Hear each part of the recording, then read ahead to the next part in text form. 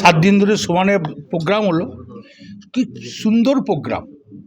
এবং এই ধরনের গীতাঞ্জলি প্রোগ্রাম বোলপুরে কিন্তু একটা বিরাট সাড়া ফেলেছে। প্লাস কার্নিভালের এই প্রাইজ, এটাও কিন্তু একটা বিরাট ব্যাপার।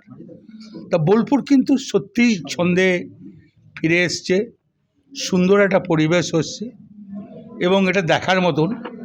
সবই মমতা ব্যানার্জির জন্যে।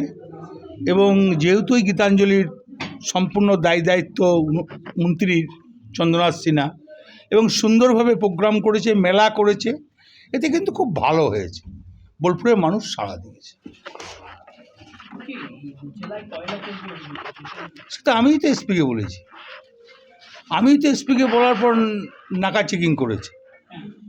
আমি তো গ্রামগঞ্জের মানুষ আমাকে খবর দিচ্ছে, রামপুরহাট থেকে ঝাড়খণ্ড থেকে রামপুরহাট দিয়ে ঢুকছে, মোহাম্মদ বাজার দিয়ে ঢুকছে, তারপর তোমার রাজনগর হয়ে সিউড়ি হয়ে ঢুকছে, 11 মাইল হয়ে ঢুকছে। আমি তো এসপিকে বলেছি। সব থেকে বড় কথা, গ্রামবাসীরা আটকাচ্ছে, সেই পুলিশের জায়গাটা গ্রামবাসীরা করছে। দেখুন, একটা কথা বলি, সব পুলিশ তো আর খারাপ নয়। কিছু পুলিশ হাতের যেমন 5টা আঙুল সমান নয়, কিছু পুলিশ তো নোংরামির সঙ্গে জড়িত আছে। নাহলে আমি এসপিকে বললাম কেন? এসপি নিশ্চয়ই দেখছে এবং নাগা চেকিং করেছে। রাতের বেলায় শহরের ভেতরে বালির ডাম্পারও যাচ্ছে, শহরে অতিষ্ঠ শহরবাসী। সেটা ধরুন 2 নম্বরই বালি চলে, পুলিশ ডিএম দেখছে, সেটা ওটা তো ডিএমের এখতিয়ার। 2 নম্বরে কিছু না চলে, আমি ওই জন্যই এসপিকে বলেছি, ওই জন্য এসপি নাকা চেকিং করেছে।